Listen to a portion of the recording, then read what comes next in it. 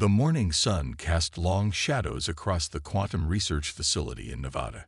David Miller stood at his workstation, his blue eyes fixed on the holographic display, showing his latest calculations for faster-than-light travel. At 42, with graying hair and weathered hands, he had spent 15 years chasing this dream. Today felt different. Today, the numbers finally made sense. "Laura, I think I've got something." He spoke into his comm device. His wife, Commander Laura Miller of the Earth Defense Force, appeared as a small hologram above his desk. "Can it wait, David? We're tracking some strange readings near Pluto," Laura said, her usual warm smile replaced with a look of concern.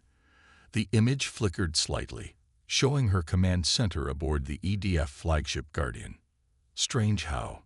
David asked, his excitement about the FTL breakthrough fading as he noticed the worry lines on his wife's face. Before Laura could answer, the facility's emergency sirens began to wail. Red warning lights flashed across every screen in the building. David's heart skipped a beat as he watched hundreds of unknown objects suddenly appear on the solar system map. "David, get to the shelter. Now." Laura's voice cracked with urgency. "They're everywhere. Massive ships, thousands of them. They just appeared out of nowhere." The hologram cut out as David rushed to the window. Other researchers were already gathering there, pointing at the sky. Even in broad daylight, they could see them. Enormous dark shapes moving across the blue expanse, like cities floating among the clouds. The facility's speakers crackled to life with a message being broadcast worldwide. "People of Earth, we are the Meridian Empire. Your species has been deemed too dangerous to allow unrestricted development. Submit to containment or face extinction. You have 1 Earth hour to respond." David's hands shook as he tried to reconnect with Laura, but all communications were jammed. The Meridian ships had positioned themselves strategically around Earth, their massive forms blocking out portions of the sun like artificial eclipses. In the chaos that followed, humanity showed its defiance. The United Earth Council's response was brief. "We will not surrender our freedom." David watched on screens throughout the facility as Earth's defense fleets moved to protect the colonies on Mars and Europa. The Meridian's response was swift and terrible. The first blast hit the Europa colony. Through the facility's long-range cameras, David watched in horror as the ice-covered moon's human settlement cracked apart like an egg. 30,000 people gone in seconds. On Mars, the domed cities scrambled to activate their shields as Meridian warships descended. "All civilian personnel, proceed to emergency shelters immediately," the facility's AI announced calmly. But David couldn't move. His eyes were fixed on the tactical display showing the Guardian, Laura's ship, moving to defend a civilian transport fleet near Mars. "Please, Laura," he whispered, watching as the Guardian engaged 3 Meridian vessels. The Earth ship's weapons seemed to bounce harmlessly off the alien shields. However, Laura's tactical brilliance showed as she maneuvered her ship to draw fire away from the escaping transports. The battle lasted 6 minutes. The Guardian managed to hold off the Meridian ships long enough for 12 transport ships to escape, carrying over 50,000 colonists. Then a green beam from the largest alien vessel cut through the Guardian like paper. David fell to his knees, his world spinning. Security officers found him there minutes later, still staring at the screen showing the Guardian's last known position. They had to drag him to the shelter as the first Meridian ships entered Earth's atmosphere. By nightfall, the Meridians had established control over every major city on Earth. Their ships hung in the sky like dark monuments to humanity's defeat, but in underground bunkers and hidden facilities across the planet, humans like David nursed something the Meridians couldn't understand. A burning rage that would change the course of history. Inside the facility's shelter, David clutched the quantum research tablet containing his morning's breakthrough. Tears rolled down his cheeks as he looked at the last photo of Laura on his phone. She was smiling, proud in her commander's uniform, unaware that in just a few months she would die saving thousands. "They'll pay," he whispered, his grief already turning to cold anger. "They'll pay for every single life they took today." He didn't know it yet, but that rage burning inside him would become humanity's greatest weapon, one that would make even the mighty Meridian Empire tremble. Around him in the shelter, other survivors huddled in the harsh emergency lighting, their faces showing the same mix of grief and growing anger. The darkest hour had come, but in that darkness, humanity's fury was beginning to spark. 2 weeks after the invasion, David sat in a dimly lit underground room beneath the ruins of his old facility. His tablet showed the latest news. The Meridians had given Earth one last chance to surrender. The United Earth Council was meeting to decide humanity's fate. The room's old TV sparked to life, showing the Council's broadcast. President Wilson stood at the podium, his face tired but determined. "We have considered the Meridian Empire's terms," he said. "They offer to spare our lives if we accept their control, give up all space travel, and allow them to limit our population." He paused, looking straight at the camera. "Our answer is no." David watched as others in the room cheered. Robert Hayes, a tall man with a scared face who led the local resistance, stayed quiet. He knew what was coming. It took 3 hours for the Meridians to respond. They didn't use weapons this time. Instead, they released something into the Mars colony's air systems. David and the others watched in horror as the emergency broadcasts showed people collapsing in the streets of Mars's biggest dome city. "It's some kind of biological weapon," said Dr. Emma Foster, their medical expert. She pointed to the footage showing green spores spreading through the ventilation systems. "They're targeting our colonies first." David's hands clenched into fists as he watched. The scenes reminded him of Laura's last battle, her sacrifice to save the transport ships. Now those same refugees on Mars were dying. A sudden commotion drew everyone's attention. 2 resistance fighters burst into the room. "Hayes, they're acting strange," one shouted. "The Meridian patrol near the old mall. They're backing away from Mike's group." Hayes stood up quickly. "What do you mean, backing away?" Mike's team was about to get caught. But then something weird happened. Mike got really angry, started shouting, and the Meridian soldiers just retreated. They seemed scared. Emma moved to her computer, pulling up readings from their hidden sensors. "Look at this," she said, pointing to the screen. "The Meridian energy shields flicker when humans nearby show strong emotional responses, especially anger." David walked over, his scientific mind already working. "Show me those readings again," he said. As he studied the data, his eyes widened. "There's some kind of quantum interference pattern.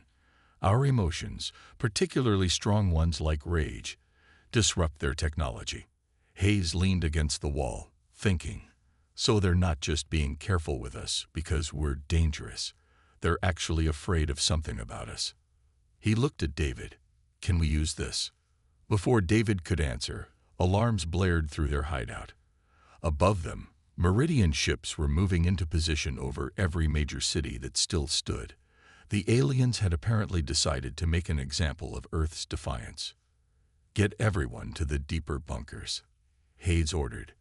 The room erupted into action as people grabbed essential equipment and data drives. David helped Emma carry her medical supplies. As they hurried down the corridors, he asked, "What if we could turn our emotions into a weapon? Not just random bursts of anger, but focused, controlled fury." Emma nearly dropped her box of supplies. "Is that even possible?" "The quantum readings suggest it might be," David said. "Meridian technology operates on principles we barely understand. But somehow it reacts to human emotional states. If we could amplify that effect."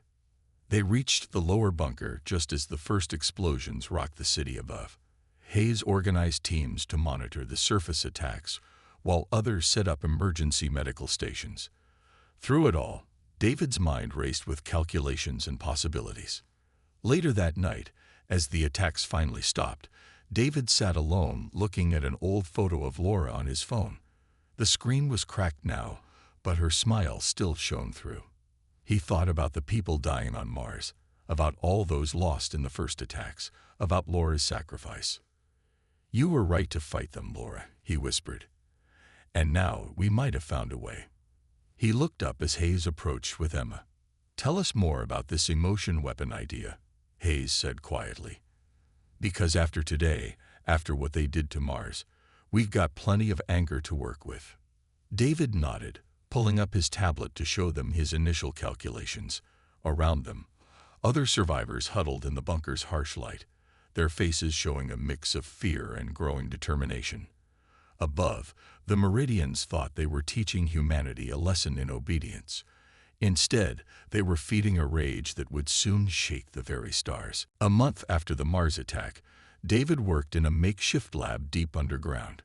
Old computer screens lined the walls, showing data from their tests. Emma stood nearby, checking readings on their latest volunteer. "Try it again, Steve," David called out to the former Marine in the testing chamber. Steve Cooper, a muscular man with close-cropped gray hair, stood facing a piece of salvaged Meridian technology, a small shield generator they'd stolen in a raid. Steve closed his eyes, focusing on his anger. He thought about his family in Chicago, gone in the first attacks. His fists clenched, face reddening with rage. The shield generator sparked and flickered, its green glow becoming unsteady. "That's it," Emma shouted, pointing at her readings. "The energy disruption is stronger than ever." David rushed to check the numbers. Each test showed the same thing. Human anger could break through Meridian shields, but they needed more than just random bursts of emotion. They needed to control it, to turn it into a real weapon. Hayes entered the lab, carrying a tablet with news from their spy network. "The Meridians are pulling back from some cities," he said. "They're keeping their distance from large groups of humans. They know something's wrong with their tech, but they haven't figured out why." "Look at this," David said, showing Hayes the test results. "We're getting closer. The Meridian shields operate on a quantum level, and somehow our strongest emotions create interference patterns that disrupt them. It's like our feelings leave ripples in space itself." Emma added her own discovery. "I've been studying their biology from samples we collected. The Meridians don't experience emotions like we do. They're logical, ordered. Extreme feelings like rage are completely foreign to them. It might explain why they can't defend against it." A loud crash from the test chamber interrupted them. Steve had punched the wall, leaving a dent in the metal. The Meridian shield generator had completely shut down. "Sorry," Steve said, rubbing his hand. "Got carried away thinking about Chicago." David walked to the shield generator, picking it up carefully. "Don't be sorry. That's exactly what we need." He turned to Hayes. "I have an idea, but it's dangerous. We need to build a quantum resonance chamber, something that can amplify and focus human emotional energy." Hayes frowned. "How long would that take?" "A week, maybe 2. But we'll need parts from a Meridian ship." "I can help with that," Steve said, stepping out of the test chamber. "My team's been watching their patrol patterns. We can hit one of their smaller ships." As they planned the raid, Emma worked at her computer. "David, look at this," she called. She showed him brain scans of their volunteers. When people focus their anger, their neural patterns sync up with the quantum fluctuations in Meridian tech. It's like we're naturally tuned to disrupt their systems. David stared at the scans, thinking of Laura. His grief had become a constant burn in his chest, but now he could use it. "We need to test this on a larger scale," he said. "Not just individual anger, but collective human emotion." That night, Hayes gathered everyone in the main bunker room. Hundreds of survivors listened as David explained their discovery. "The Meridians think they're superior because they don't feel like we do," he said. "But our emotions, especially our rage at what they've done, can break their technology. We're going to build a device to focus that power." Steve stepped forward. "Tomorrow, we raid a Meridian ship. We need volunteers." Hands went up across the room. The people's faces showed something new. Not just fear or despair, but hope mixed with anger. They had found a way to fight back. Later, in his small room, David looked at Laura's photo again. "We're using their greatest fear against them," he whispered. They were right to be afraid of human emotions. They just didn't know how right they were. Emma knocked on his door with final test results. "The neural patterns are getting stronger," she said. "It's like our brains are learning to focus the interference naturally. Once we build your resonance chamber, we'll give the Meridian something to really fear." David finished. He stood up, putting Laura's photo in his pocket. Tomorrow they would raid a Meridian ship. Tomorrow they would take the first real step toward fighting back. Outside the bunker, safe in their ships, the Meridians continued their occupation of Earth. They didn't understand why their systems were failing near human populations. They didn't understand the power of human rage. They would learn soon enough. The raid on the Meridian ship went better than anyone expected. Steve Cooper led his team through the night, their anger disrupting the alien shields just long enough to get inside. They lost 2 good people, but they got what they needed: crucial parts for David's quantum resonance chamber. 2 days later, David worked on the chamber in the underground lab. It looked like a large metal ring with strange crystals taken from the Meridian ship. Emma helped him connect the neural sensors they would use to channel human emotions. "The Fury protocols are ready for testing," Emma said, checking her computer. They had named their discovery the Fury protocols, a way to use human anger as a weapon. "Steve's team is waiting." Steve entered the lab with 5 other fighters. They all wore headbands with sensors that would connect them to the chamber. "Let's make this count," Steve said, sitting in one of the chairs around the ring. David started the machine. Blue light filled the room as the chamber hummed to life. "Remember what we practiced," he told the team. "Focus on what the Meridians took from you. Channel that anger." Steve closed his eyes. He thought about Chicago, about his daughter's dance recital he never got to see. The other fighters did the same, each feeding their rage into the machine. The chamber's light turned from blue to red. Suddenly, all the Meridian technology they had collected for testing sparked and died. Even the pieces they hadn't connected to anything stopped working. "This is incredible," Emma said, checking the readings. "The emotional energy is amplified 10 times more than we hoped. And look, they're synchronizing naturally." She showed David the brainwave patterns. All 6 fighters were in sync, their anger combining into one powerful force. The quantum resonance chamber glowed brighter. Hayes burst into the lab. "You need to see this," he said, turning on the security screens. Outside, the Meridian patrol ships that usually floated above their hidden base were falling back, their shields flickering wildly. "They can feel it," David said. "Even through all our shielding, they can feel our fury." He looked at the readings again. "And this is just 6 people. Imagine what we could do with hundreds." Over the next week, they tested the chamber with different groups. Emma made an important discovery during these tests. "Look at this," she told David, showing him new scans. "The human brain's emotional center connects to quantum fields we never knew existed.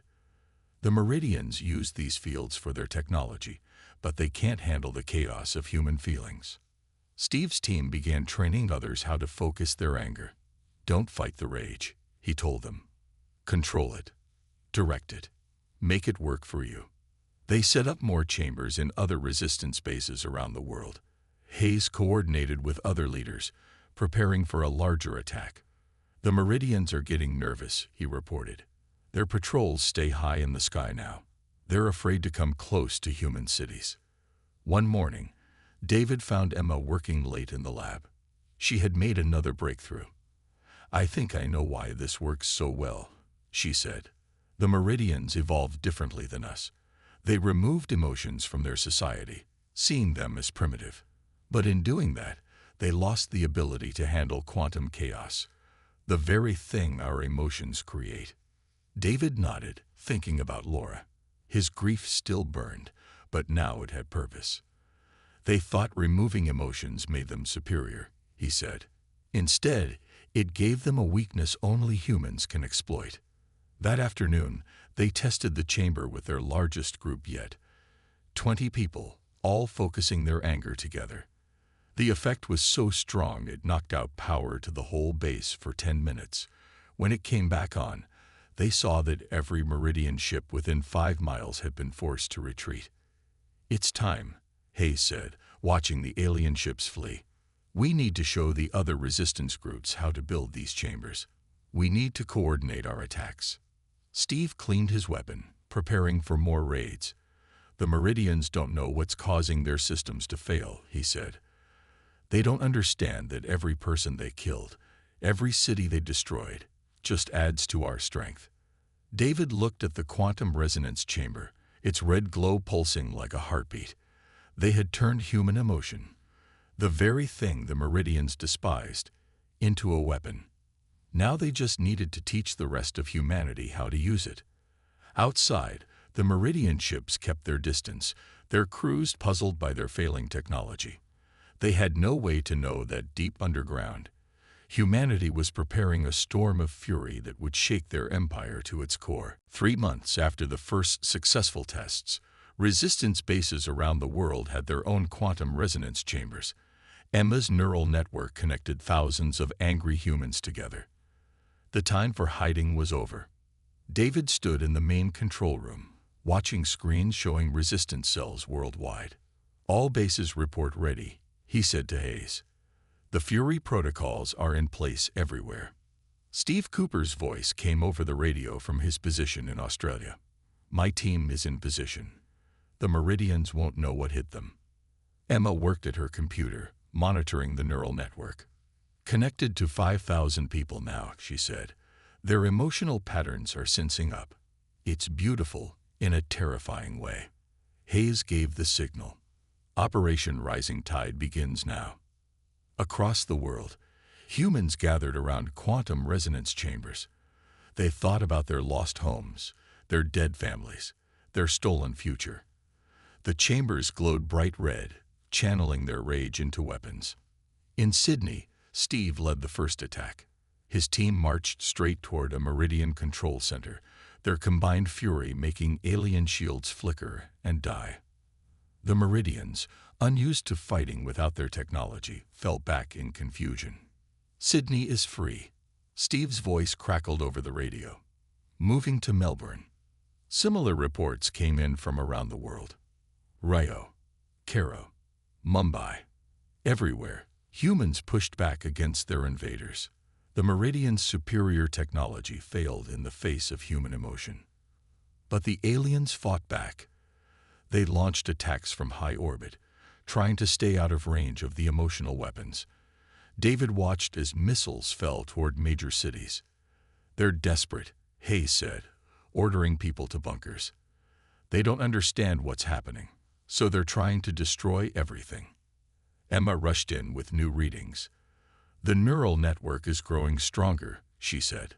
"When they attack us, it only makes people angrier. The feedback loop is incredible." David walked to the main resonance chamber where 50 people sat, channeling their fury. He thought about Laura, about her sacrifice. His grief turned to cold rage as he joined the circle. The chamber's glow intensified.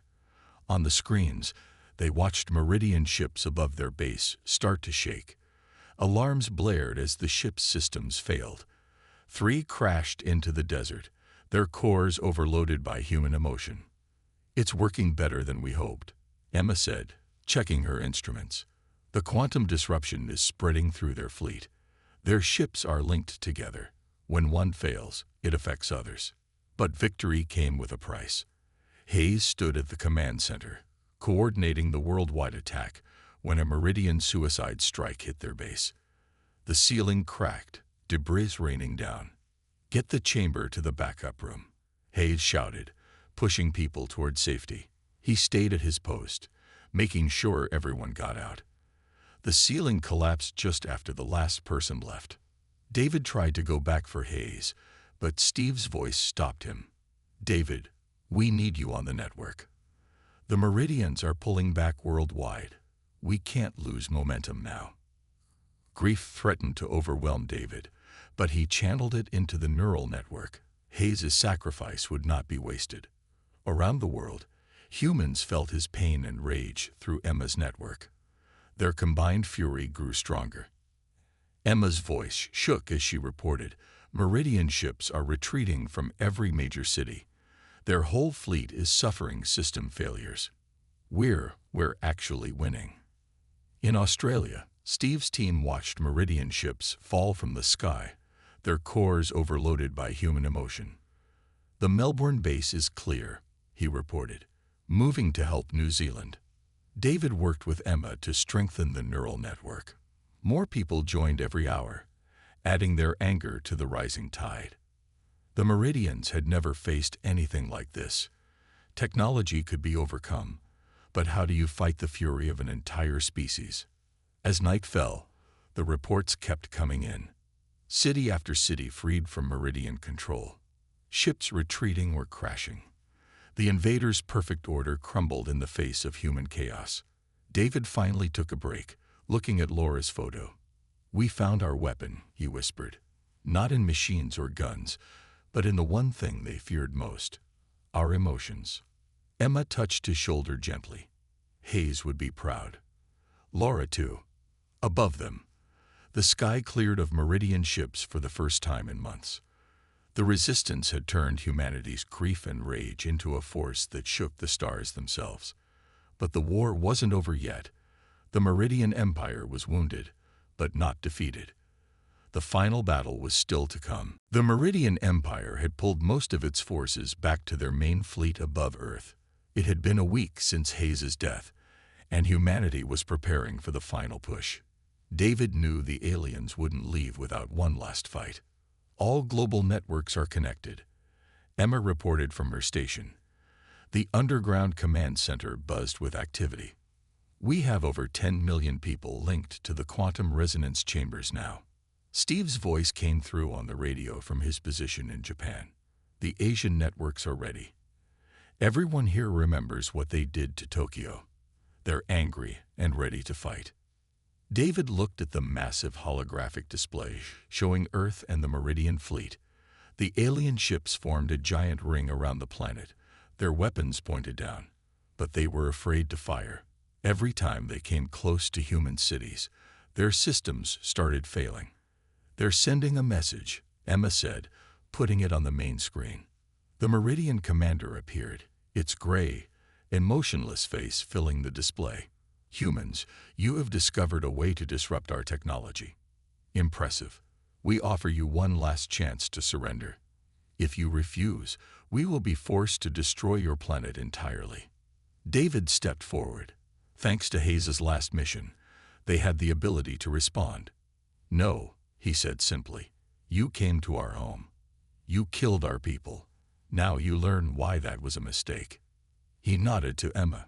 She pressed a button, activating all quantum resonance chambers worldwide at once. The neural network lit up like a Christmas tree on her screens. Everyone, David spoke into the global resistance channel, remember what they took from you. Remember your loved ones, your homes, your cities. Don't fight the rage. Let it flow. The response was beyond anything they had expected. Through Emma's network, millions of humans focused their fury together. The quantum resonance chambers glowed blood red, their power building like a tsunami. In space, the Meridian fleet began to shake. Their perfect formation broke as ships started losing power. The aliens had never faced emotional energy on this scale. Their shields are failing, Steve reported from his station. The whole fleet is in chaos.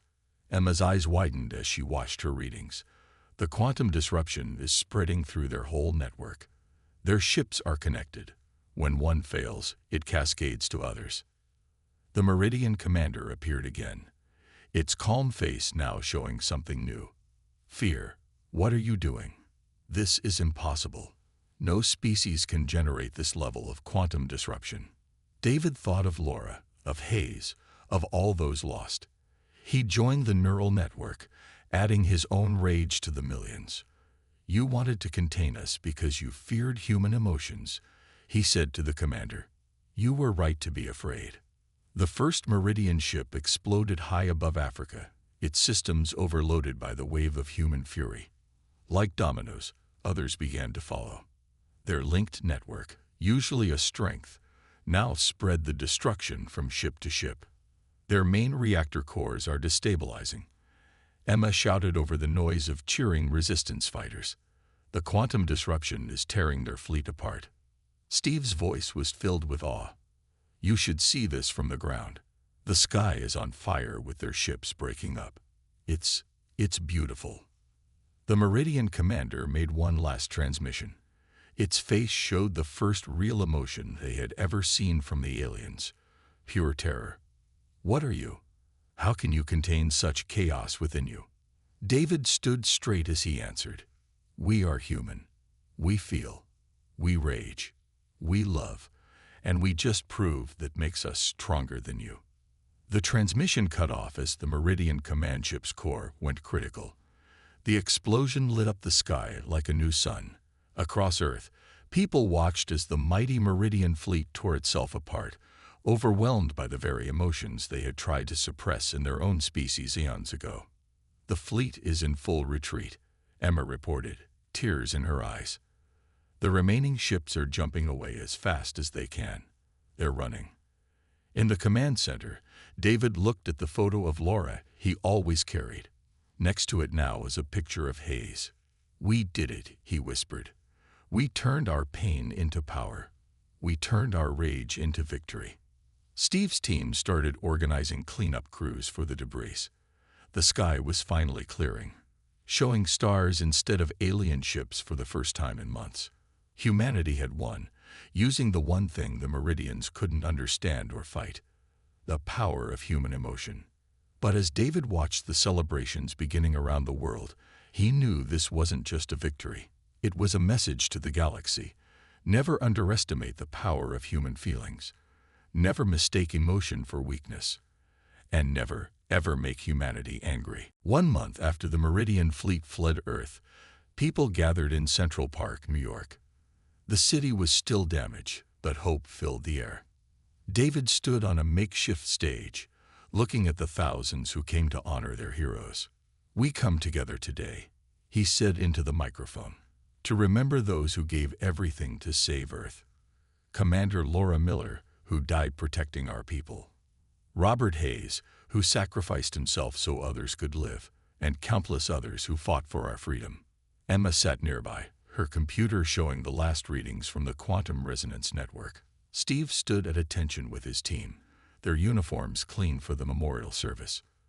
The Meridians thought emotions made us weak, David continued. They tried to contain us because they feared what they didn't understand. But our feelings, our love, our grief, our rage, became the weapon that saved us all. Behind him, a large screen showed images from the war. The first attacks, the resistance, the final battle where human emotion had torn apart the mighty Meridian fleet. The crowd watched in silence. We learned something important. Emma stepped up to speak. Humans are unique in the galaxy. Our brains can do something no other species can. We feel deeply, completely, without limits. The Meridians removed emotions from their society, thinking it made them superior. Instead, it left them vulnerable to the very thing they feared. Steve took his turn at the microphone. But we also learned about unity. When we connected through the quantum resonance chambers, we felt each other's pain, each other's strength. We became something bigger than ourselves. The screen showed new images, reconstruction efforts around the world. Cities being rebuilt, people working together. The first ships being built with the new quantum emotional technology that Emma and David had developed. We're not hiding anymore, David said. The stars aren't a barrier to be feared. They're a challenge to be met. We'll go out there, but not as conquerors. We'll go as humans, carrying both our strength and our feelings. Emma shared her latest discovery. The neural network taught us something amazing. When humans connect emotionally, we can do incredible things. The quantum resonance chambers don't just disrupt alien technology. They can power our own ships, heal our sick, even help us communicate across space. Steve pointed to the sky, now clear of alien ships. We've started a new Earth Defense Force. Not just soldiers, but people trained to use their emotions positively. To protect, not just destroy. To make sure what happened with the Meridians never happens again. David pulled out Laura's photo, showing it on the big screen. My wife died believing humanity deserved to be free. Hayes died knowing we could win. They were right. We're stronger than anyone thought possible, not because we're perfect, but because we feel everything so deeply. The crowd stood as David unveiled a memorial wall. Names covered its surface.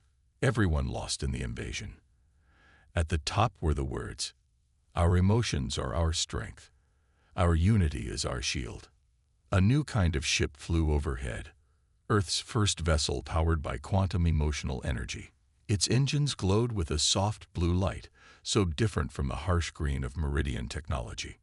"We sent a message to the stars," David said, looking up at the ship, "not just to the Meridians, but to everyone out there. Humanity feels, humanity loves, humanity rages, and that makes us powerful." Emma showed her final readings. The quantum network stays active, connecting volunteers worldwide. We're learning new things every day about human emotional potential. This isn't the end. It's just the beginning. Steve raised his hand in salute as more ships flew overhead.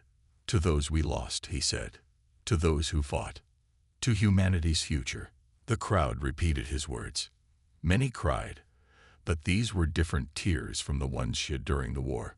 These were tears of hope, of pride, of possibility. David touched the memorial wall, his fingers finding Laura's name, then Hayes. "We did it," he whispered. "We turned our darkest hour into our greatest strength." As the sun set over New York, the first stars became visible. But now they didn't bring fear. Now they brought promise. Humanity had found its power, not in coldness or control, but in the very emotions that made them human. The Meridians had tried to contain humanity because they feared what they didn't understand. In doing so, they had awakened something unprecedented. A species that could turn feelings into force, emotion into energy, and rage into revolution. The stars waited, and this time, humanity was ready.